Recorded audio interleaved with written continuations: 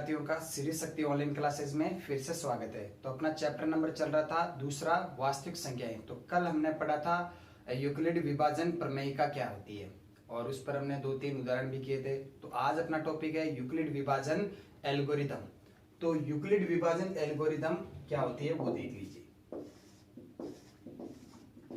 ये जो यूक्लिड विभाजन एल्गोरिदम है ये हम कब काम में लेते हैं, जब कोई दो संख्याओं का आपको मैसअप निकालना है, यानी कि एचसीएफ निकालना है आपको दो संख्याओं का, तब आप लेंगे यूक्लिड विभाजन एल्गोरिदम काम में लेंगे।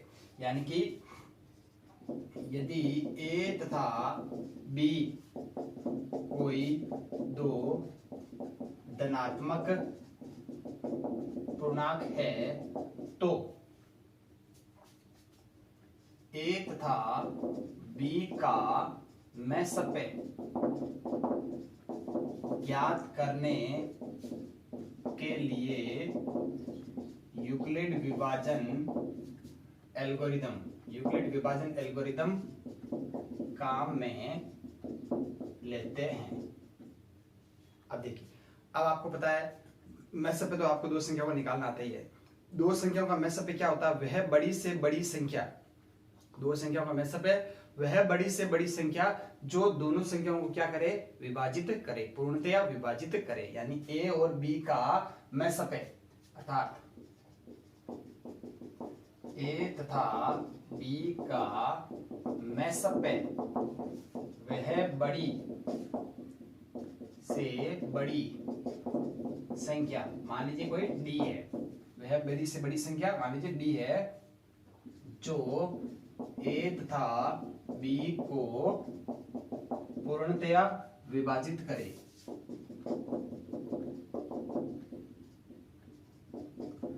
चलिए नॉर्मली आपको एग्जांपल लेके बता देता हूं। जैसे 12 और 16 है, जैसे 12 और 16 है, तो 12 और 16 का मैसअप आप निकालते कैसे, आप करोगे इसके गुणनखंड 3 × 4, इसके करोगे 4 × 4, और फिर देखो दोनों में उभयनिष्ठ क्या है, 4 है, तो 4 क्या हो गया, इसका मैसअप हो गया। अब देखिए 4 ही वह बड़ी से बड़ी संख्या है जो दोनों को क्या कर रही है, पूर्णतः विभाजित कर रही है। 4 ही, देखिए वैसे तो 2 भी कर रहा है 12 को विभाजित, लेकिन 2 16 को भी कर रहा है विभाजित, लेकिन 2 से बड़ी एक संख्या हो रहा है, कौन सी, 4, तो 4 भी 12 को विभाजित कर रहा है, 4 16 को। 4 से बड़ी कोई संख्या नहीं है जो कि 12 और 16 को विभाजित कर सके, तो वह बड़ी से बड़ी संख्या कौन सी होगी, 4 ही है जो 12 और 16 को पूर्णतः विभाजित कर रही है, इसलिए इसका मैसअप क्या हो जाएगा, 4 हो जाएगा। अब देखिए यूक्लिड विभाजन एल्गोरिदम है क्या, मतलब इससे हम दो संख्याओं का मैसअप कैसे निकालोगे। तो मान लीजिए, माना a ग्रेटर देन b, यानी कि a और b कोई दो धनात्मक संख्याएं हैं जिनमें a बड़ी है किससे, b से, तो a और b का मैसअप निकालने का यूक्लिड विभाजन एल्गोरिदम तरीका क्या है, वो क्या है देख लीजिए। तो सबसे पहले आप a और b पर क्या लगाओगे, यूक्लिड विभाजन प्रमेय लगाओगे। तो a बराबर क्या हो जाएगा, bq प्लस r, a बराबर क्या हो गया, bq प्लस r। अब यदि ये जो r है शेषफल, यदि r 0 है, यदि r बराबर 0, तो a तथा b का मैसअप क्या हो जाएगा, यानी कि a का भाजक कौन है यहाँ पे, b, तो मैसअप क्या हो जाएगा, मैसअप b होगा। यानी कि शेषफल 0 आ गया, तो जो आपका भाजक है वही क्या होगा, आपका मैसअप होगा। अब यदि r not equal to 0, r 0 नहीं है, तो आपको करना क्या है, फिर जो भाजक है b और जो शेषफल है r, इन दोनों पर यूक्लिड विभाजन प्रमेय का लगानी है। तो b बराबर, आप इसको क्या लिख सकते हो फिर, b1 q1 plus r1, b बराबर b1 q1 प्लस r। आगे बात समझ में। अब यहाँ पे ये जो, इसको आप ऐसे लिख सकते हो r, क्योंकि भाजक कौन है, अब b और r पे ले रहे हैं तो r भाजक है, तो r into q1 plus r1, ये चीज देख लीजिए। b और r पे यूक्लिड विभाजन प्रमेय का हमने प्रयोग की। अब भाजक हमेशा क्या होता है, शेषफल से क्या होता है, बड़ा होता है, तो b बड़ा है और r क्या छोटा है, तो b यहाँ पर क्या भाज्य होगा, r आपका क्या होगा, भाजक होगा। तो b बराबर r q1 जो कि आपका क्या आएगा, भागफल, और r1 क्या आ गया, आपका शेषफल। अब यदि r1 अगर 0 है, तो r आपका क्या हो जाएगा, r हो जाएगा आपका मैसअप। अब यदि r1 0 नहीं है, तो फिर भाजक कौन है आपका, r, तो r और r1 पर आपको वापस ये प्रमेय का प्रयोग में लेनी, और जब तक तब तक इस प्रमेयिका को चलाते रहना जब तक कि शेषफल क्या नहीं आ जाए, आपका 0 नहीं आ जाए। तो यह है यूक्लिड विभाजन एल्गोरिथम से मेसप निकालने का तरीका। तो इसके कुछ अभी क्वेश्चन करेंगे तो पता चल जाएगा। चलिए तो इसका कोई एक एग्जांपल कर लेते हैं और फिर अपना टॉपिक रहेगा प्रश्नावली 2.1, वो कर लेंगे। तो कोई भी एग्जांपल देख लीजिए, ये देख लीजिए 81 और 237, 81 और 237 का मैथम समा एचसीएफ ज्ञात करना यूक्लिड विभाजन विधि द्वारा। आगे बात समझ। अब देखिए यहां दी गई संख्या क्या है, यहां दी गई संख्याएं 81 तथा 237 है और साथ में आपको यह भी पता है 237 ग्रेटर देन 81। आगे बात समझ। 237 बड़ी है 81, तो 237 को आप ए मानोगे, 81 को आप क्या मानोगे, बी मानोगे। तो अतः 237 तथा 81 पर यूक्लिड विभाजन प्रमेयिका से, तो 237 बराबर मैं क्या लिख सकता हूं, 81 इंटू, कितनी बार गुणा करेंगे, देखिए 81 को अगर मैं 3 से गुणा कर दूं तो 3 8 3 24, ये ज्यादा हो गया, तो किससे गुणा करेंगे, 2 से गुणा करेंगे। तो 81 इंटू 2 प्लस 81 इंटू 2 क्या हो गया, 162, ये घटा लीजिए, 5 16 7 75, शेष पर क्या बच रहा है 75। तो 81 और 237 पर हमने यूक्लिड विभाजन प्रमेय का प्रयोग में ली, तो 237 को मैंने क्या लिख दिया, 81 इंटू 2 प्लस 75। यहाँ पे 81 क्या है आपका भाजक। अब ध्यान से देखना, यहाँ 75 क्या है, शेषफल है जो कि 0 नहीं है, और 81 क्या है, भाजक है। आगे बात समझें, यहाँ शेषफल 75 नॉट इक्वल टू 0, यहाँ पे जो शेषफल है 75 वो क्या नहीं है, 0 नहीं है। अतः अब किस पे लगाएंगे, भाजक और शेषफल पर। अतः 81 तथा 75 पर यूक्लिड विभाजन प्रमेयिका से। तो देखिए 81 को मैं क्या लिख सकता हूं, 75 इंटू 1 प्लस 6। आगे बात समझे, 75 इंटू 1 प्लस 6। अब देखिए यहाँ पे शेषफल क्या है 6 और भाजक क्या है 75। अब देखिए फिर से यहाँ पे शेषफल क्या नहीं है, 0 नहीं है, तो इस प्रक्रिया को तब तक चलाते रहना जब तक शेषफल क्या नहीं आए, 0 नहीं आए। जैसे ही शेषफल 0 आए उस कंडीशन में भाजक क्या था, वही आपका क्या हो जाएगा, मैसअप हो जाएगा। तो यहाँ 6 क्या नहीं है, 0 नहीं है। आगे बात समझ में। अतः अब किस पर, 75 तथा 6 पर यूक्लिड विभाजन प्रमेयिका से। तो 75 और 6 पे अप्लाई कर दीजिए। तो 75 क्या है, बड़ा है 6 से, तो 75 बराबर मैं क्या लिख सकता हूं, अब देखिए 6 इंटू कितनी बार जाएगा, देख लीजिए 12, 12 6 72, शेषफल कितना बच रहा है 3, 12 6 72 और 3 75। आगे बात समझे। अब यहाँ पे शेषफल क्या है 3 और भाजक क्या है, यहाँ पे इस कंडीशन में कौन सा शेषफल था, ये वाला था आपका शेषफल और ये आपका भाजक। आगे बात समझे। जब 75 और 6 पे हमने यूक्लिड विभाजन प्रमेय का काम में ली, तो 75 बन गया भाज्य और 6 बन गया भाजक, तो ये 6 बन गया। अब देखिए यहाँ पे शेषफल, यहाँ शेषफल 3, अभी 0 नहीं आया, नॉट इक्वल टू 0। अब किस पे लगाएंगे, 6 और 3 पे। अतः 6 तथा 3 पर यूक्लिड विभाजन प्रमेयिका से। तो 6 बराबर क्या लिख दूं मैं, 3 इंटू 2 प्लस 0। अब देखिए यहाँ पे शेषफल क्या आ गया आपका 0, देख लीजिए 3 इंटू 2 क्या होता है 6 होता है, तो यहाँ पे शेषफल 0 आया, तो इस कंडीशन में भाजक क्या था आपका 3। आगे बात समझ में। अतः 3 मैसअप पे होगा। आगे बात समझ में। तो 81 और 237 का मैसअप पे क्या होगा आपका 3, तो 3 होगा आपका 81 और 237 का मैसअप पे। आगे बात समझ, यानी कि वह बड़ी से बड़ी संख्या कौन सी है, 3 है, जो कि पूर्णतः 81 और 237 को क्या कर रही है, विभाजित कर रही है। तो ये आपकी यूक्लिड विभाजन एल्गोरिथम, इससे आपको मैसअप पे ज्ञात करना है और मैसअप पे ज्ञात करने का ये आपका तरीका है। तो अब बढ़ते हैं हम अपनी प्रश्नावली की तरफ, प्रश्नावली 2.1।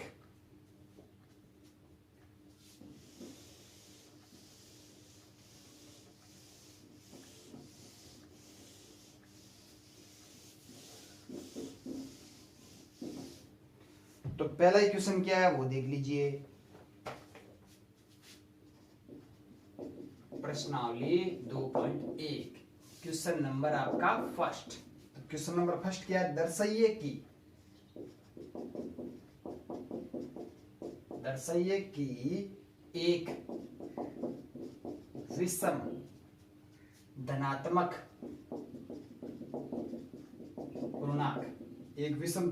पूर्णांक संख्या का वर्ग 8q+1 के रूप का होता है, जहां q एक धनात्मक पूर्णांक है,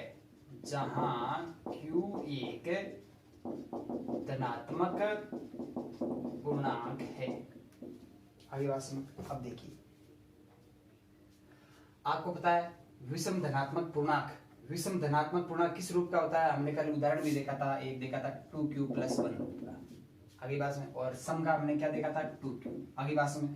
तो ऐसा भी हो सकता है कि विषम धनात्मक पूर्णांक 4m+1 रूप का भी हो सकता है। क्यों, इसका रीजन क्या, देखिए, जहां m क्या है, कोई पूर्णांक है, तो m पूर्णांक है और 4 क्या है, सम है, तो सम को किसी भी पूर्णांक से आप गुणा करोगे तो वापस क्या आएगा, सम ही आएगा। तो ये वाला रिजल्ट क्या हो गया, सम हो गया, इसमें 1 जोड़ेंगे तो क्या हो गया, विषम हो गया। तो विषम धनात्मक पूर्णांक 4m+1 रूप का हो सकता है। तो विषम धनात्मक पूर्णांक 4m+3 इस रूप का भी हो सकता है। देखिए ये रिजल्ट क्या आएगा, 4m, ये सम आएगा, क्योंकि m कोई भी पूर्णांक है, चाहे सम हो चाहे विषम हो, उसको हम सम से गुणा करेंगे। 4 क्या है, सम है, सम से गुणा करेंगे तो वो क्या हो जाएगा, सम हो जाएगा। तो सम में फिर 3 ऐड करेंगे, तो सम में 3 ऐड करेंगे तो वापस क्या आएगा, विषम ही आएगा। तो एक धनात्मक विषम पूर्णांक 4m+1 और 4m+3 रूप का भी हो सकता है। अब इसका रीजन क्या है, क्योंकि जब हम इसका स्क्वायर करेंगे ना तो 16 आएगा, उस समय हम कॉमन लेंगे तो ये इस रूप में आ जाएगा। आगे बात समझ लें, इसलिए हम यहाँ पे क्या लेंगे, 2q+1 नहीं लेके 4m+1 और 4m+3 रूप ले लेंगे।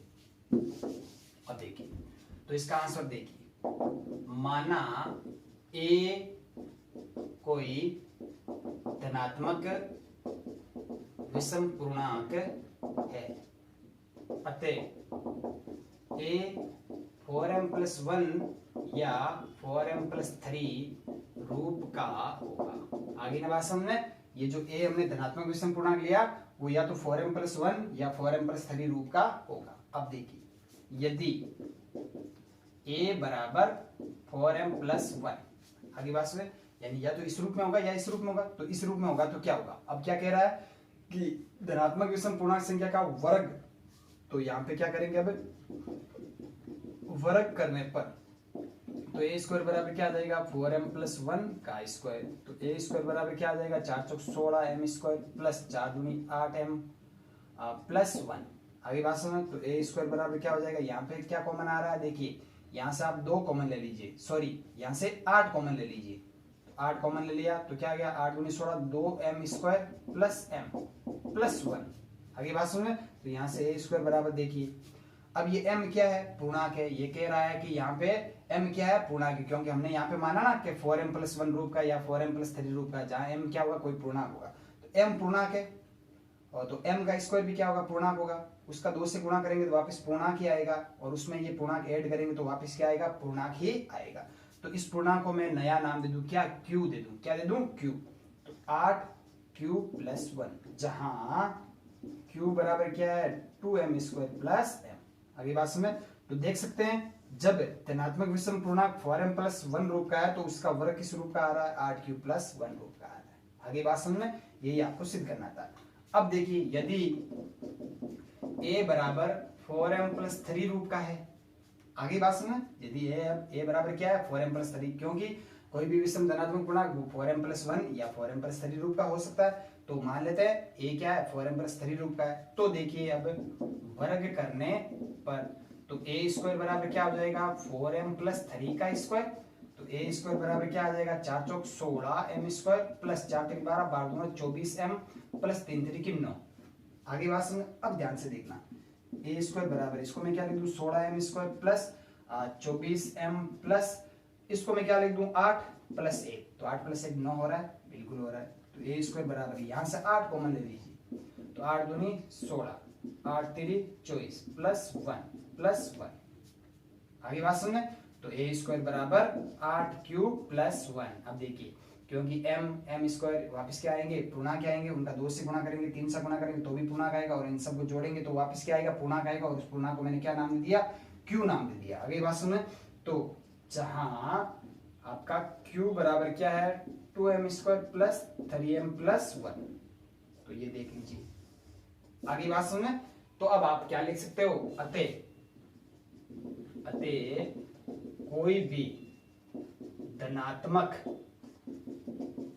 विषम पूर्णांक का वर्ग 8q+1 के रूप का होता है, 8q+1 के रूप का होता है।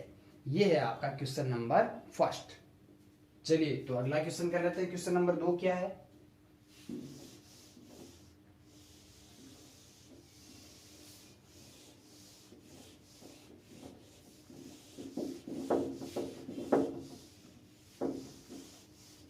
क्वेश्चन नंबर 2 क्या कह रहा है वो देख लीजिए कि यूक्लिड विभाजन प्रमेय के द्वारा दर्शाइए कि, क्वेश्चन नंबर 2, यूक्लिड विभाजन प्रमेय का द्वारा दर्शाइए कि किसी भी धनात्मक पूर्णांक संख्या, किसी भी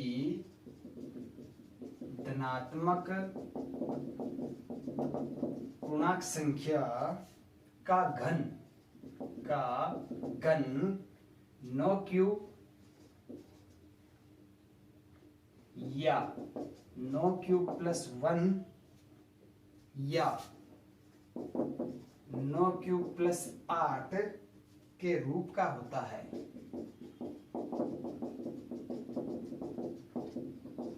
जहां q एक पूर्णांक संख्या है, जहां q एक पूर्णांक संख्या है। अब देखिए,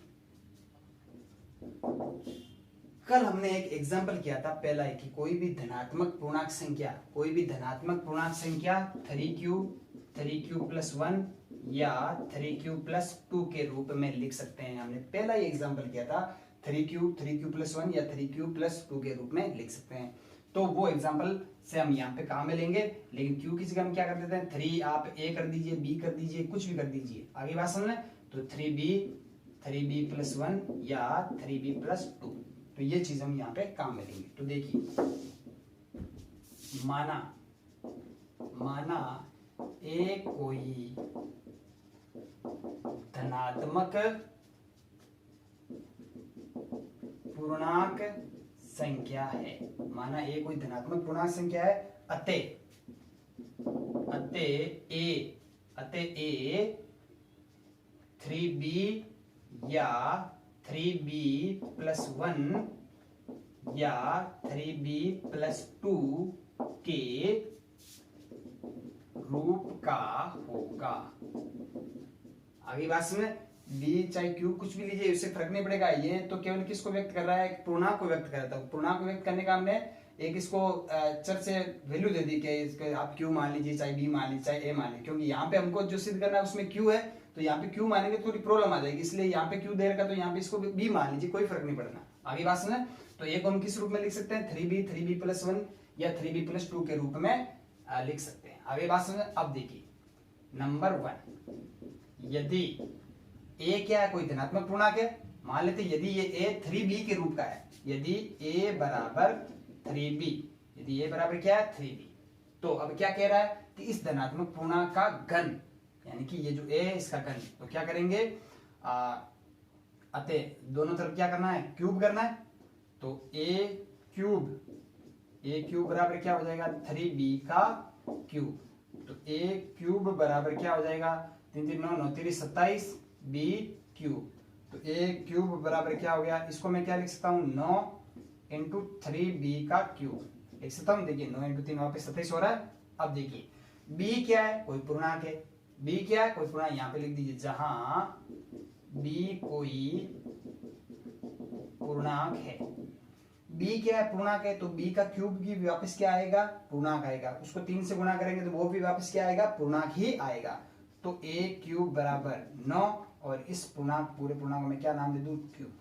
क्या नाम दे दूं, क्यू। जहां क्यू बराबर आपका क्या है, 3b³ तो ये वाला तो आपका हो गया।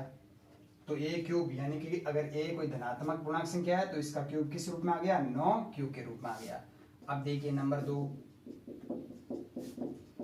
यदि a बराबर 3b+1, यदि a बराबर क्या है, 3b+1, तो a क्यूब बराबर क्या होगा, 3b+1 का क्यूब।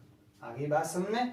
अब देखिए दो राशि है a प्लस बी का क्यूब, a प्लस बी के क्यूब का फॉर्मूला क्या होता है वो देख लीजिए। a प्लस बी का क्यूब क्या होता है, a³ plus 3a² b plus 3ab² plus b³। तो ये फॉर्मूले से इसका क्या कर दीजिए, प्रसार कर दीजिए। तो a³ बराबर क्या आएगा, देखिए तो 3b का क्यूब यानी कि 3b का क्यूब करेंगे, 3 3 9 9 3 27 b³ plus 3 into a² b, तो a² क्या हो जाएगा, 3 3 की 9, b² 9 into 3 9 3 27 b² into b, तो b क्या है, 1 है, प्लस 3 3 3 9 b इंटू 1 आ गया प्लस 1। आगे बात समझ में। तो ये चीज आ गई। अब ध्यान से देखना, इसका जब हमने प्रसार किया ना इस सूत्र से, तो ये चीज आई आपके पास में। तो a³ बराबर क्या हो जाएगा, यहां से 9 कॉमन आ रहा है, 9 ले लीजिए कॉमन, 9 बाहर ले लिया, अंदर क्या बचेगा, 9 3 27 3b³ plus 9 3 27 3b² plus b और प्लस 1। अब ये b क्या है, पूर्णांक है, तो इन सब का योगफल भी वापस क्या आएगा, पूर्णांक क्या आएगा। तो a³ बराबर 9 और इसको मैं क्या नाम दे दूं, q नाम दे दूं, 9q प्लस 1, जहां आपका q क्या है, 3b³ plus 3b² plus b, क्योंकि b भी पूर्णांक है तो इन सब का योगफल भी वापस क्या आएगा, पूर्णांक आएगा, और उसको हमने क्या दे दिया, q, तो यानी q क्या हो गया, एक पूर्णांक हो गया। तो ये आ गया आपका दूसरा फॉर्म कि a कोई धनात्मक पूर्णांक संख्या है तो a का क्यूब आप 9q प्लस 1 के रूप में भी लिख सकते हो। अगला देख लीजिए, यदि a बराबर 3b+2 तो a का क्यूब क्या होगा, 3b+2 का क्यूब। आगे बात समझ में। तो यहां से a³ बराबर क्या हो जाएगा, 3 3 9 9 3 27 b³ और फिर 3 इंटू a², तो 3 3 9 9 27 27 2 54 b² प्लस 3 इंटू a यानी 3 3 9 और b का स्क्वायर 2 दूनी 4 9 चौकी 36 b प्लस 2 दूनी 4 4 दूनी 8। ये आएगा इसका प्रसार। सूत्र कौन सा, वही a प्लस बी का क्यूब। तो यहां से a³ बराबर क्या आ जाएगा। अब देखिए ध्यान से, आपको 8, चलिए 8 तो आ ही गया, तो यहां से क्या कॉमन आ रहा है, 9 कॉमन आ रहा है। देखिए तो 9 3 27 9 6 54 9 चौके 36 प्लस 8। अब a³ बराबर ये भी अंदर वापस क्या है, b पूर्णांक है तो इन सब का योगफल वापस क्या आएगा, पूर्णांक क्या आएगा, उसको क्या नाम देते हैं, q प्लस 8, जहां q बराबर क्या है, 3b³ plus 6b² plus 4b। आगे बात समझ में। तो अब आप फाइनल में एक लाइन लिख दीजिए, अतः कोई भी धनात्मक पूर्णांक संख्या का घन 9q प्लस 1 या 9q प्लस 8 के रूप में लिख सकते हैं। तो यह है आपका क्वेश्चन नंबर 2। चलिए तो अगला क्वेश्चन देख लेते हैं। क्वेश्चन नंबर 3 क्या है वो देख लीजिए।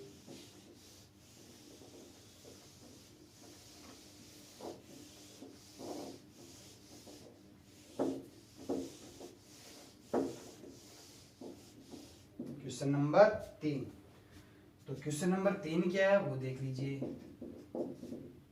दर्शाइए कि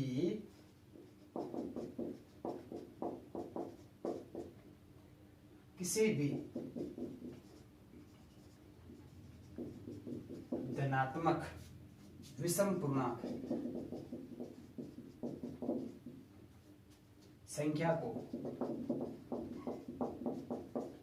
6q + 1 या 6q + 3 या 6q + 5 के रूप में व्यक्त किया जा सकता है, के रूप में व्यक्त किया जा सकता है, जहां q एक धनात्मक पूर्णांक है, जहां q एक धनात्मक पूर्णांक है। आगे बात सुने, तो ये चीज कह रहा है कि कोई भी धनात्मक विषम पूर्णांक संख्या है उसको आप 6q + 1, 6q + 3 या 6q + 5 के रूप में व्यक्त कर सकते हो। आगे बात सुन, तो इसको कैसे करना देख लीजिए। माना ए कोई धनात्मक, क्या है, धनात्मक पूर्णांक संख्या है, ना कि हम क्या ले रहे हैं अभी, विषम पूर्णांक। आगे बात सुन, माना ए कोई धनात्मक पूर्णांक संख्या है तथा b बराबर क्या ले लीजिए 6, तथा b बराबर 6 है। आगे बात सुन में, तो a तथा b पर यूक्लिड विभाजन प्रमेयिका से, तो a बराबर क्या हो जाएगा, bq + r। आगे बात सुने, b हमने क्या ले लिया, b हमने क्या ले, और यहाँ पे जो r होगा वो 0 के बराबर या b से क्या होगा, छोटा होगा।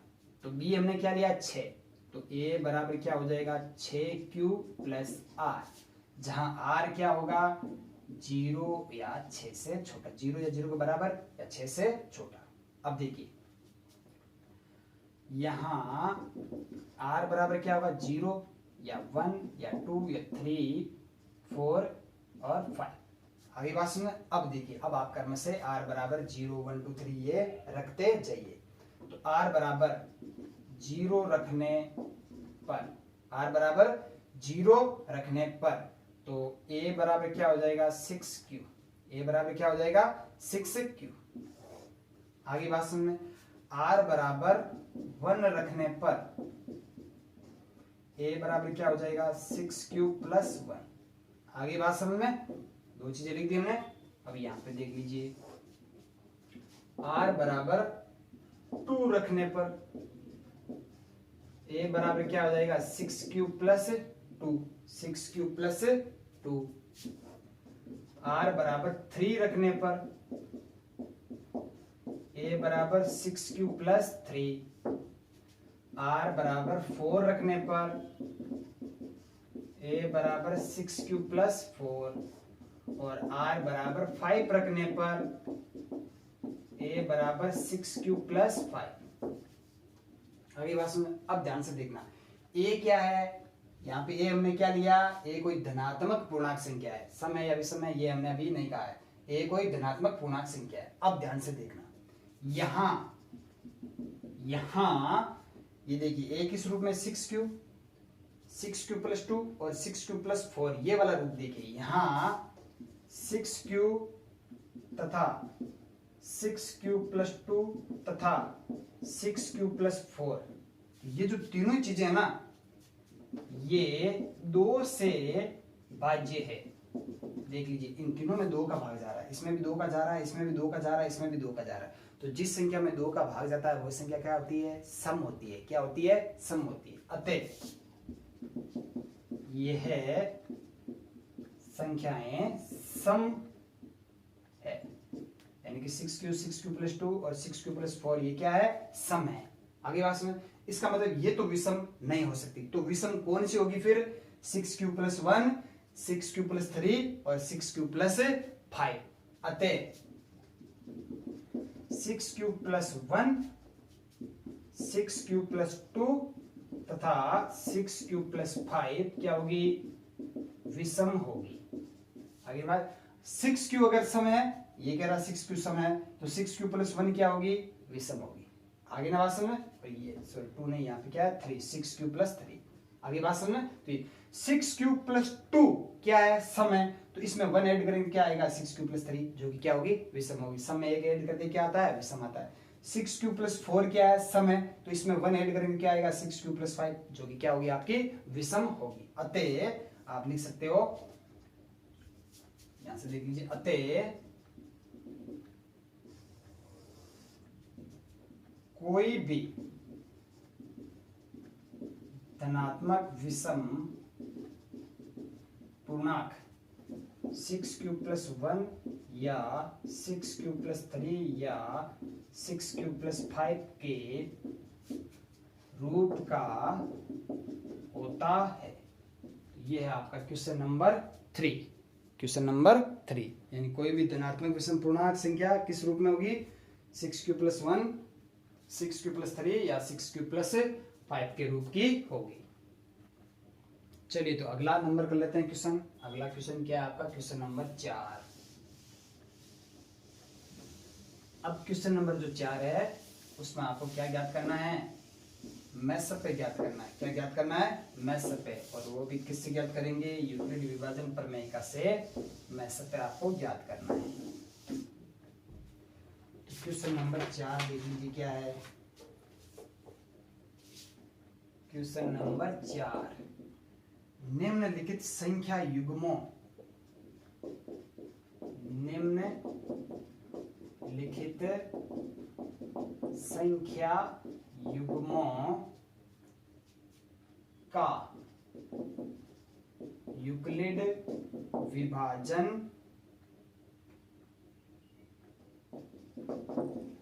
विधि द्वारा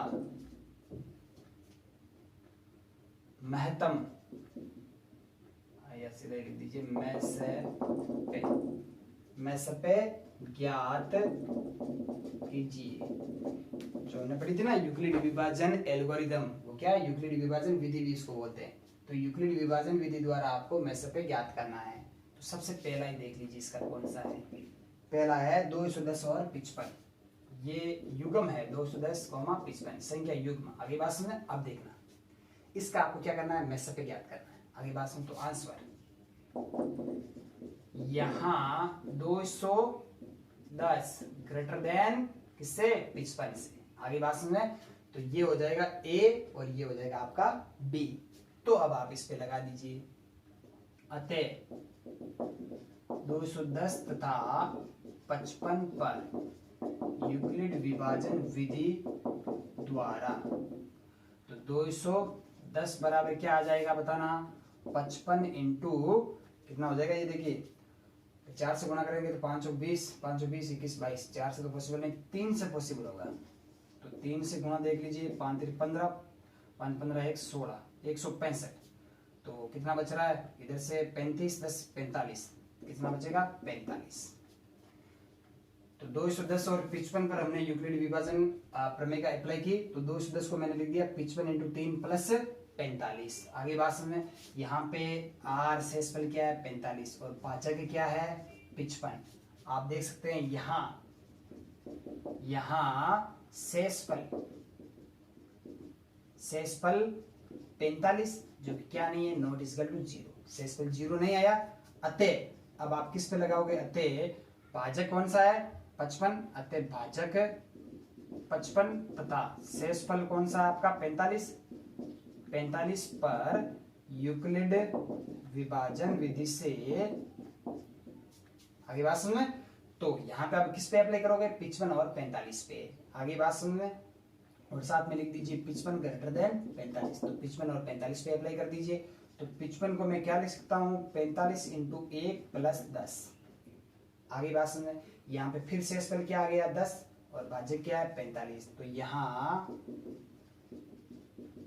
शेषफल 10 नॉट इक्वल टू 0 नहीं है। अतः वापिस वही प्रक्रिया, अतः भाजक अब क्या है, भाजक है आपका 45 तथा शेषफल क्या है, शेषफल आपका क्या है अब 10 पर यूक्लिड विभाजन विधि से, और साथ में क्या है 45 ग्रेटर देन 10। तो 45 को मैं क्या लिख सकता हूं, 10 इंटू 4 40 प्लस 5। यहाँ पे फिर से शेषफल जो आया आपका 0 नहीं आया, तो यहाँ शेषफल 5 जो कि क्या नहीं है, 0 नहीं है। अतः किस पे अप्लाई करेंगे, 10 और 5 पर। अतः भाजक 10 तथा शेषफल 5 पर यूक्लिड विभाजन विधि से, और साथ में देख लीजिए 10 बड़ा है 5, तो 10 बराबर 5 इंटू 2 प्लस 0। यहाँ पे शेषफल आपका क्या आ गया, 0। तो यहाँ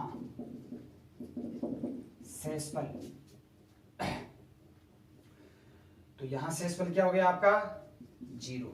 अगली बात सुन लें। तो 10 और 5 पर हमने यूक्लिड विभाजन, ये 10 यहाँ का भाजक है और ये 5 यहाँ का शेषफल है। लेकिन इस कंडीशन में ये जो 5 क्या है आपका अब भाजक है और ये 0 क्या है आपका शेषफल है। अतः मैं सब पे बराबर क्या आ जाएगा आपका 5। जो अंतिम में भाजक होता है वही क्या होता है आपका मैसअप पे होता है। तो ये है आपका क्वेश्चन नंबर 4 का पहला है। तो मैसअप पे कितना आ जाएगा आपका 5 आ जाएगा। मैसअप पे कितना आ जाएगा 5 आ जाएगा। तो क्वेश्चन नंबर जो 4 है उसमें सारे क्वेश्चन इसी पर आधारित है। आगे बात में तो कुछ एक बड़ा सा क्वेश्चन कर लेते हैं। जैसे ये पहला हमने कर लिया, इसका 5वां देख लीजिए, इसका 5वां देख लीजिए पार्ट।